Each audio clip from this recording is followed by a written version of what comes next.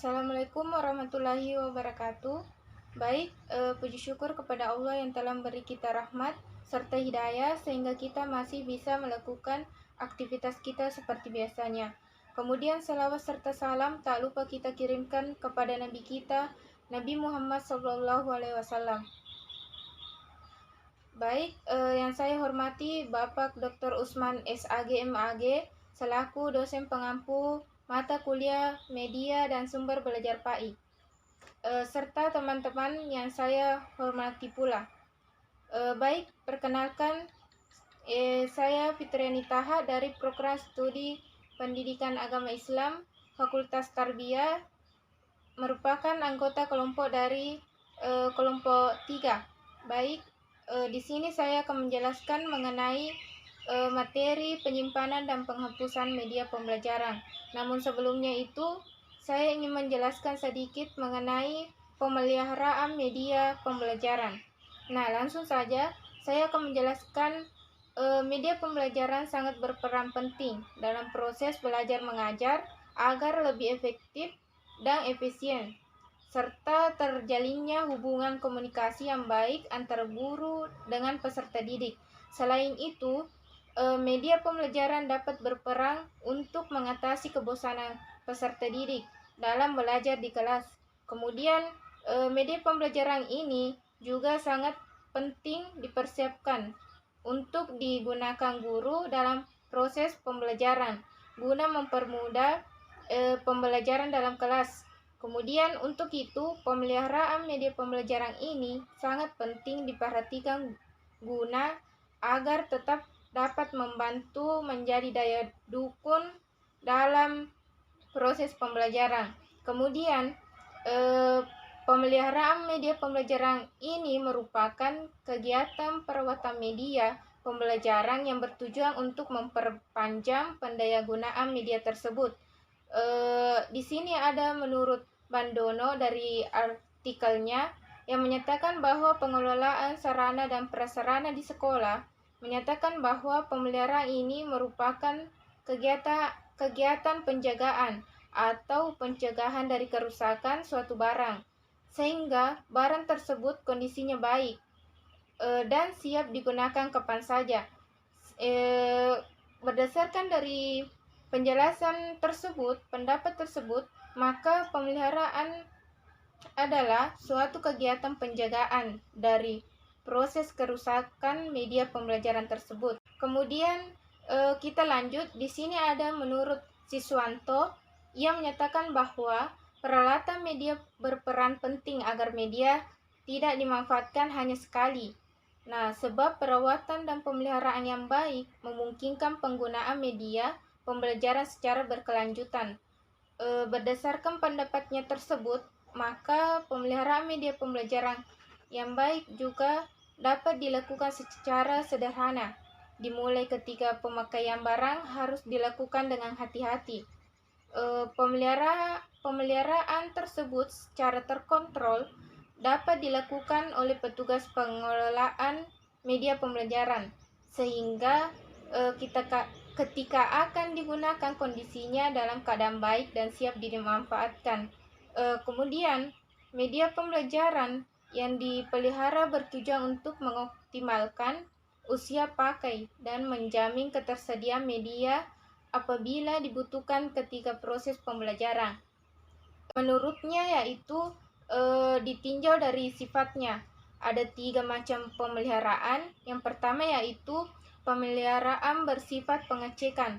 Kemudian yang kedua yaitu pemeliharaan yang bersifat pencegahan. Dan yang terakhir yaitu pemeliharaan yang bersifat perbaikan.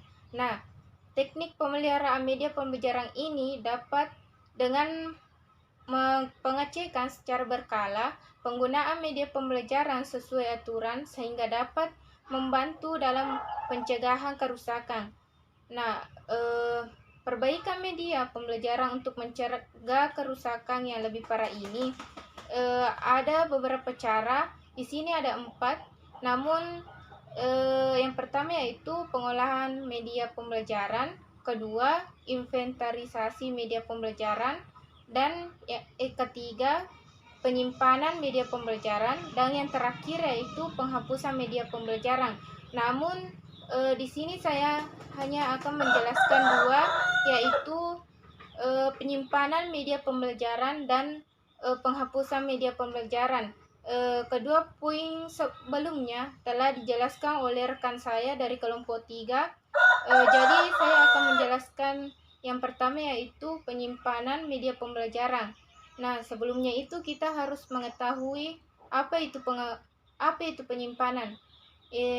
Penyimpanan ini merupakan kegiatan menampung hasil pengadaan barang milik negara, baik hasil pembelian, hibah, dan hadiah, ditempatkan yang tersedia. Kemudian di sini ada menurut Martin dan Nur Hatta. Ia menyatakan bahwa pengelolaan sumber belajar ini dalam rangka kegiatan penyimpanan sarana pendidikan, khususnya media pembelajaran, perlu dipersiapkan tempat khusus seperti rak untuk meletakkan barang, lemari tertutup untuk menyimpan barang atau buku yang tidak digunakan sehari-hari. Berdasarkan penjelasan-penjelasan yang saya jelaskan tadi, kita dapat menyimpulkan bahwa penyimpanan media pembelajaran yang baik dapat memungkinkan terpeliharanya kondisi media pembelajaran. Nah, penyimpanan media pembelajaran ini dapat dengan mudah dan jika rapi dapat memudahkan guru dan siswa ketika akan menggunakannya. Kemudian kita ke materi yang kedua, yaitu mengenai penghapusan media pembelajaran. Baik, di sini media pembelajaran yang sudah tidak layak dipakai dapat dihapuskan. Di sini juga ada menurut Martin dan Nur Hatati yang menyatakan bahwa penghapusan sarana dan prasarana pendidikan adalah merupakan suatu proses kegiatan yang bertujuan untuk mengeluarkan atau menghilangkan sarana dan prasarana pendidikan dari daftar inventaris barang. Nah, karena sudah dianggap tidak berfungsi sebagaimana yang diharapkan, terutama untuk kepentingan proses pelaksanaan pembelajaran di sekolah. Nah, berdasarkan dari penjelasan tadi dapat kita simpulkan bahwa penghapusan media pembelajaran dapat dilakukan apabila fungsi suatu media tertentu tidak dapat dimanfaatkan lagi dalam proses pembelajaran. Kemudian di sini ada tujuan proses penghapusan media pembelajaran, diantaranya yaitu mengurangi biaya peralatan media yang tidak dapat dipakai lagi, kemudian meringankan beban kerja pengelola dan mengurangi ruangan dari penumpukan media yang tidak dipergunakan lagi. Nah, penghapusan media pembelajaran ini dapat dilakukan jika keadaan media sudah rusak parah sehingga tidak dapat diperbaiki lagi. Melalui hal tersebut, penjelasan tersebut, kita dapat mengaitkannya bahwa upaya pemeliharaan media pembelajaran yang telah dijelaskan dapat diambil suatu contoh seperti dalam melakukan upaya pemeliharaan media pembelajaran, salah satunya dalam laboratorium bahasa. Antaranya yaitu yang pertama, dalam perencanaan sarana laboratorium bahasa, kepala sekolah harus melibatkan berbagai pihak yang terkait sehingga kebutuhan sarana sesuai dengan tujuan. Kemudian yang kedua yaitu dalam pengadaan sarana laboratorium bahasa, kepala sekolah dan wakasek urusan sarana untuk mengajukan proposal harus dilakukan sesuai dengan kebutuhan dan ditujukan kepada pihak yang tepat sehingga tidak selalu mengadakan dana yang ada di sekolah. Kemudian yang ketiga yaitu dalam kegiatan inventarisasi sarana laboratorium bahasa, ini wakil kepala sekolah urusan sarana dan prasarana sekolah melakukan kegiatan penginventarisasian harus sesuai dengan pedoman yang telah ditetapkan dan dimanfaatkan teknologi yang ada. Kemudian yang keempat yaitu pengolahan sarana yang baik, itu kepala laboratorium dan laboran harus selalu bekerja sama dalam penyimpanan, pemeliharaan, dan menggunakan sarana laboratorium bahasa.